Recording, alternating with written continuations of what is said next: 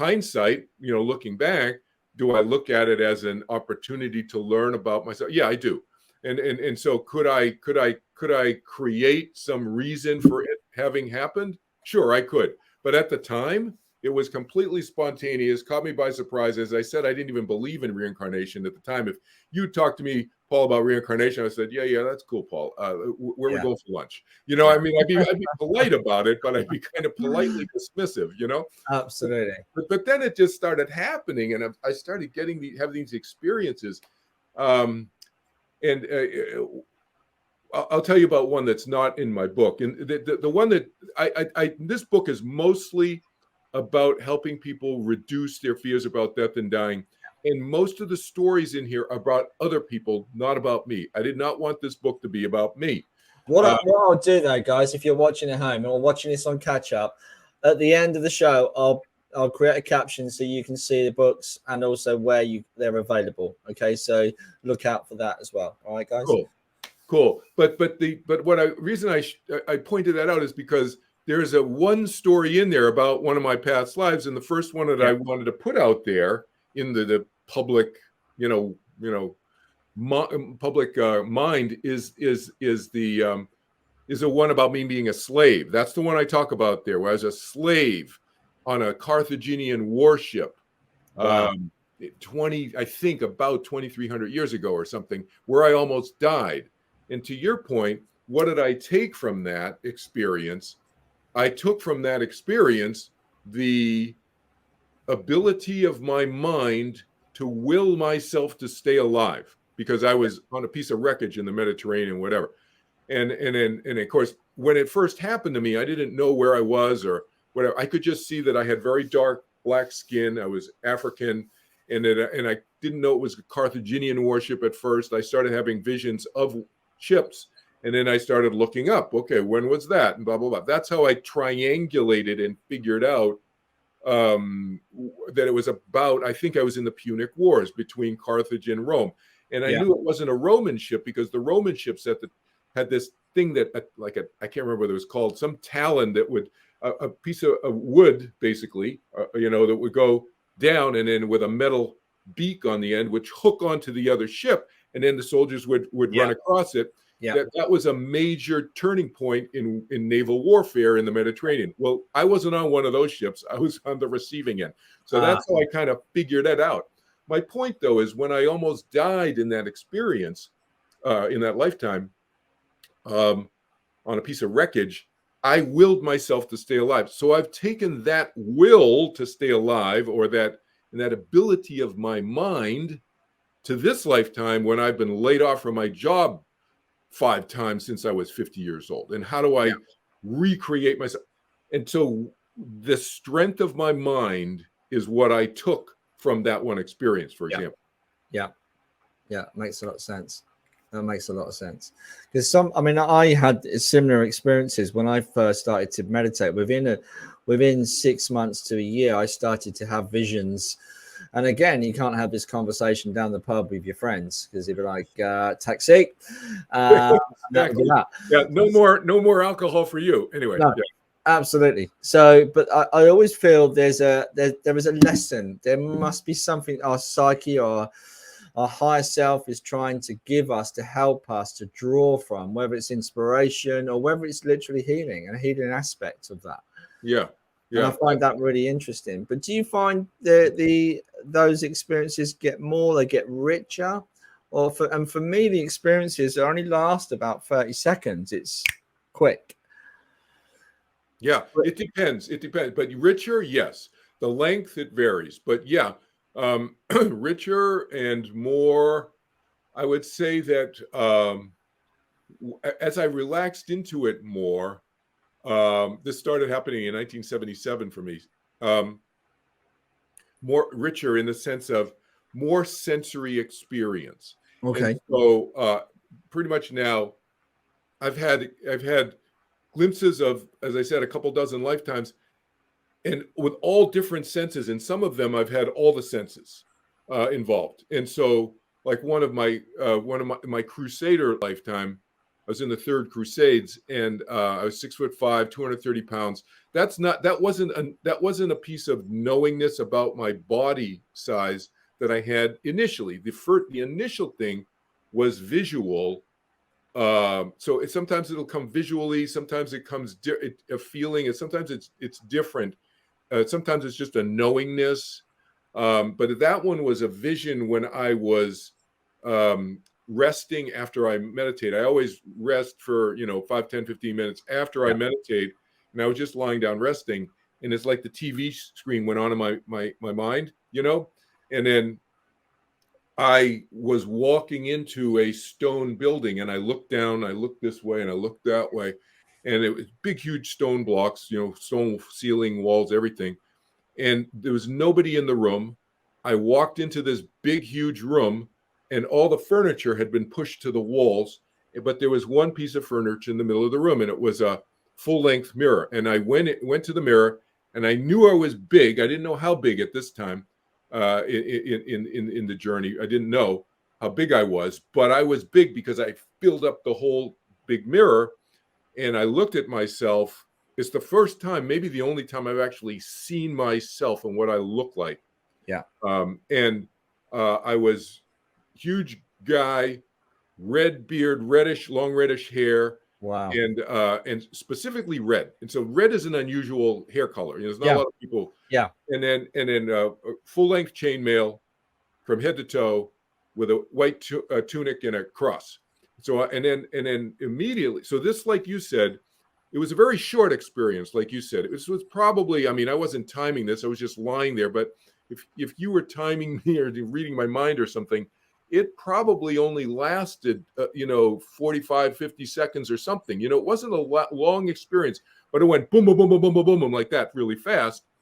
And I walked up to the mirror, saw myself. Immediately, I had knowingness that it was me. And then immediately after that, I had doubt. It wasn't even a thought. It wasn't even a thought. It was just a feeling of doubt, but I knew it was doubt, that I was doubting it was me. And then a millisecond later, energy shot from my feet up through my body and out through my head with knowingness.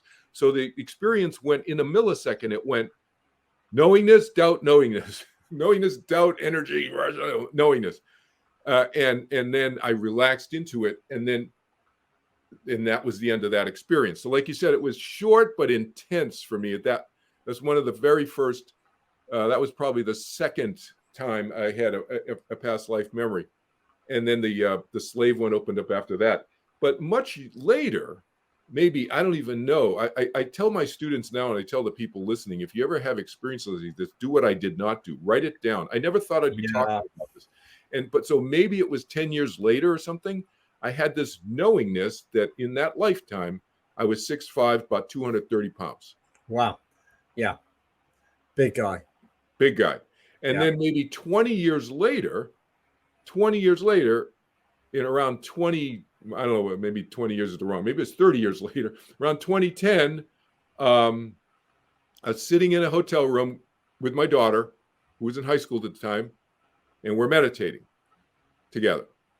And in the middle of my meditation, and keep in mind, my kids have grown up with me. Yeah. Being this crazy guy having all these experiences. So this is nothing new, nothing unusual to them. In the middle of my meditation with her, I yell Saracens. I yell out Saracens.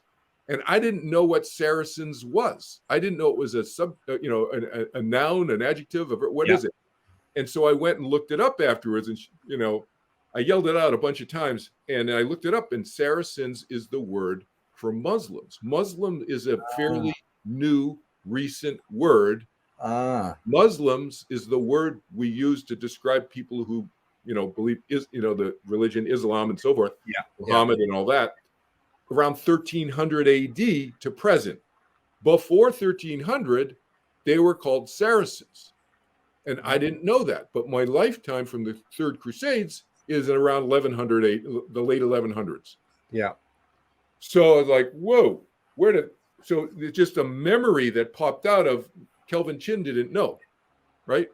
Yeah. Yeah, that's really interesting. And you talk about after you do your meditation, having that 10, 15, 20 minutes afterwards. Why is that? Because again, a lot of guys that watch a spiritual talk show, they'll be meditating, they'll be developing. Yeah. Why is that so much important? Because I've been guilty of just meditation done, on with my day. Yeah. So yeah, two major reasons for that. Okay. So whether you do my meditation or any kind of form of meditation, doesn't matter. I always impart this little tip to everybody worldwide. You should be resting after you finish meditating. Okay. And resting means what? Resting means not doing whatever technique that you just was doing during your meditation. Yeah. So it's just resting. That's why I call it resting. And you just have your eyes closed, and you could be sitting or you could be lying down. It doesn't matter the position, but staying with your eyes closed, just letting your mind go, basically. That's why I call it resting. You're not doing technique or anything. And I have increased the rest period over the 49 years I've been teaching meditation to about, now I tell my students, 8 to 10 minutes at least, resting afterwards. Minimum 8 to 10 minutes. That's my standard. This is the sweet spot, I think. Now, it used to be much less, 2 or 3 minutes, even when I taught in the 1970s. But what I've seen over the years is that because the rest period, basically two reasons for the rest period. One, I call it runway, and the other is integration. Runway meaning what? Whatever you're releasing or balancing or psychically opening or getting rid of some stress or balancing your brain chemistry or whatever's going on in your nervous system or your psychic or your energetic system in your meditation continues after you finish. So you need a runway. You get momentum going, you take advantage of it. Yeah. And then the other reason is integration, meaning what? Integrating, making permanent the benefits of whatever you did do in you got started in your meditation. Yeah. You wanted to integrate into the fabric of your physical, emotional, mental, energetic, psychic, nervous system, whatever. Yeah. So those are the two reasons. And so what I've noticed over the decades that I've been teaching is, as I've increased the rest period, the exponential spike in benefits that my students have noticed outside of their meditation time in their waking state or sleeping or dreaming or whatever. Interesting. So it sounds really positive. That I should certainly try that myself. Yeah, and it's simple. It's just, what are you doing? You're not doing it. It's just lengthening the period of time, but you're not meditating, but you are still meditative in a sense. So the term centering practice, is that a before or after meditation, or is it meditation itself? When we talk, it depends on. There are so many there are thousands of meditation practices out there. There's probably hundreds of thousands, but what I teach is a technique that does not involve any control. Yeah. Two different things it does not involve that a lot of techniques do involve. So the way I teach, no controlling of the mind, in other words, and no concern about content. So most techniques fall into one of those two categories or a combination of the two. Okay. Where control, like concentrate on this, focus on the breath, control your breathing, count your breaths, in breathe this way, out, exhale this way, whatever. It's like all this controlling and manipulating of the mind or the body or whatever, any kind of control. And the other is, sometimes I refer to it as contemplative, but it's content oriented. You're visualizing something content-wise, thinking about love, thinking about peace, thinking about relaxation or whatever. Those are content oriented. And so what I teach is a non-content oriented and non-control technique. And what I have found is that it allows the expansion of the conscious capacity of the mind to happen much more easily, quickly, and effectively that way. It's really I credit Maharishi Mahesh Yogi for being the spiritual revolutionary guy in the world after millennia, thousands of years of meditation teachers coming through the planet. He's the first guy who said meditation can and should be easy and effortless. And I've taken the technique and made it even easier and more flexible, but I give him credit for being that guy. Yeah. Yeah, absolutely, absolutely. And you've, I guess you've adapted that, have you? Or Yeah, I've in, removed the cultural stuff, anything, because look, as I mentioned, I'm teaching across so many countries and cultures yeah, and stuff. You know, what I teach doesn't look Indian, doesn't look anything. It doesn't. It just, I've removed all that, and I've made it even easier and more flexible. 10 to 15 minutes each time, twice a day. That's all you need to do. You yeah, don't need to do it a long time. You know, hours and hours of meditation. You know, some people do that, and I'm not saying don't do it, but yeah. uh, the way I teach the technique, it's not necessary. Look, I've taught clergy from every major religion in the world. I've taught Buddhist monks, priests, nuns, every minister of every denomination, Muslim imams, et cetera, et cetera. And and I don't tell them to change what they're doing. The monks go back and they're still doing their Buddhist meditation at the monastery. But I tell them when they came to for me to teach them, I tell them do this first, do what I teach you first, and then don't mix the techniques and do your other thing. They would all come back and say they get more out of their Buddhist meditation now after they're doing what I taught them. Oh, interesting, interesting. Yeah. Yeah, yeah. I'm definitely going to sign up, Kelvin. Okay, so I'm really interested because meditation is such a useful tool, not just for spiritual development, Sure. not just for contacting, but from a medical point of view. You know, Absolutely. and No, so many. Yeah, increases T cells, yeah, C cells. Those are anti-cancer cells. I mean, increases brain cell production in the hippocampus part of the brain, yeah, which is memory, emotional balance. You know, yeah. good stuff. So yeah, absolutely. Have you ever come across the condition where people can't actually use their imagination? It's blocked, or it's actually, I can't remember the actual medical term. Is there something you could do for them, or Well, you could? in fact, I can't mention names, but there is a writer who had writer's block. He's famous. I sat and meditated with him. I remember it was, I don't know how you remember, why do you remember certain crazy things like the appointment was always at 3:30 in the afternoon. Okay. And he would come and I'd sit with him and we meditated together. He had already learned to meditate, Yeah. I'd already taught him, but he had this writer's block. And I have a number of writers. I have actually a really close friend of mine who is also a writer, and I've helped him as well with his writer's block. But this guy, who I'm referencing, whose name I can't mention, Yeah. yeah, I sat with him for I don't know if it was a month or 2 months or something like that, and then boom, he finally got past his writer's block, and yeah, he's like world known now. Yeah. Oh wow. Oh wow. That's awesome.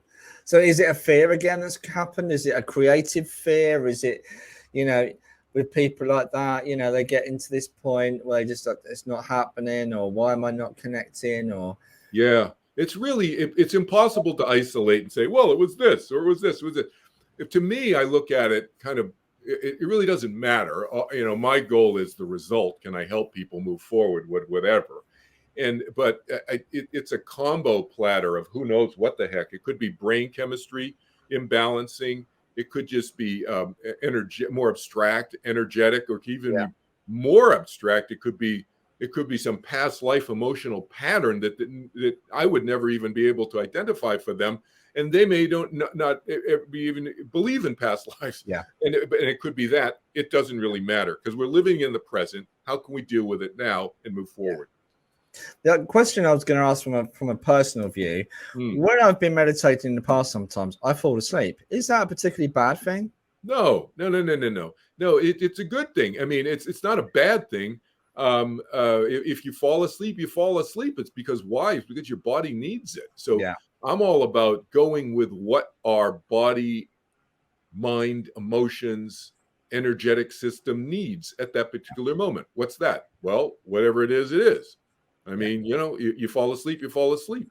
Yeah. yeah, yeah. Absolutely, absolutely. And that a lot of people tend to worry about that. Oh, I didn't get anything. I just keep falling asleep. It's Yeah, because it's a where you're mistake. at. It's a Yeah, mistaken understanding. I get into a lot of explanation in my classes about the neurophysiology of and explain why things happen. And I also explain in detail in my classes why I give a certain instruction. a lot of people, teachers will just say, here's what you do. Here's this. And you ask them why. And some of them will stumble because they've never even thought about why. Somebody told them that that's what they're supposed to teach. Yeah. I've thought, you can tell I'm a thinker. I have thought about things from every angle because I have an emotional need to understand stuff. I'm emotionally driven that way. Not everybody is. But as a result, when you ask a question, or anybody asks a question in my meditation or any of my classes, where it's my afterlife classes that I teach or my meditation classes or whatever, I know the other 6 or 8 questions that are within your question because I've thought about that or I've heard and learned as a teacher from my students. Yes. When they ask me questions. Yeah, absolutely. The other thing I was going to say to you as well with your meditation, do you connect with spirit, as in, are you inspired with ideas? You know, what to do, where to go, who to help, that kind of stuff. What sort of program to create?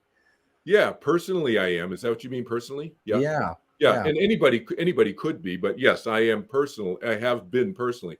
Now, is that the goal when you are doing the technique? No. So see, that would be content. That's an example of a distinction here. So when you're practicing the technique as I teach it, that is not, we go in with no anticipation, no expectation. Okay.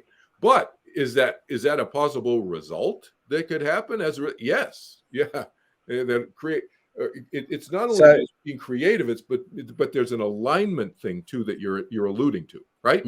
Yeah, because so many people have expectations, don't they, when they meditate? Yes. And they expect to, I've been, forgive me for using this as an example, but I've been to classes, development classes, where they'll come back and they'll say things. I rode on a dolphin, I flew across a rainbow, landed in a crystal waterfall.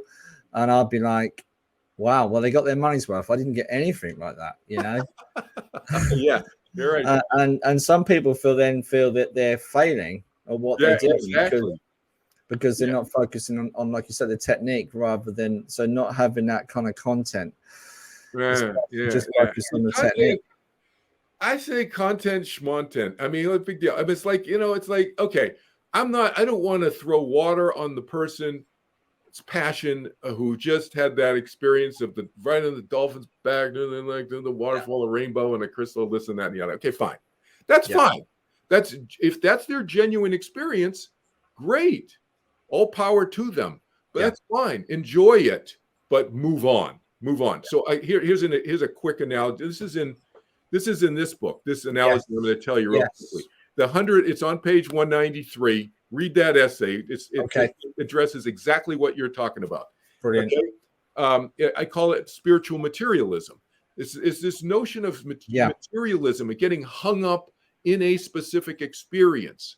And we think about materialism financially, but this spiritual materialism is the spiritual communities are rife. They are full of spiritual materialists who go, well, I had this amazing experience. That's okay, you had the experience, but don't go looking for it again, because it's going to lock you in to that one room in your 100 million or your 100 billion room castle, which is your mind. Yes. So don't get locked up in the dolphin, rainbow, crystal room. Move on to the other one of the other 100 billion rooms. That's what I teach my students, is how to unfold ourselves to ourselves without limitation.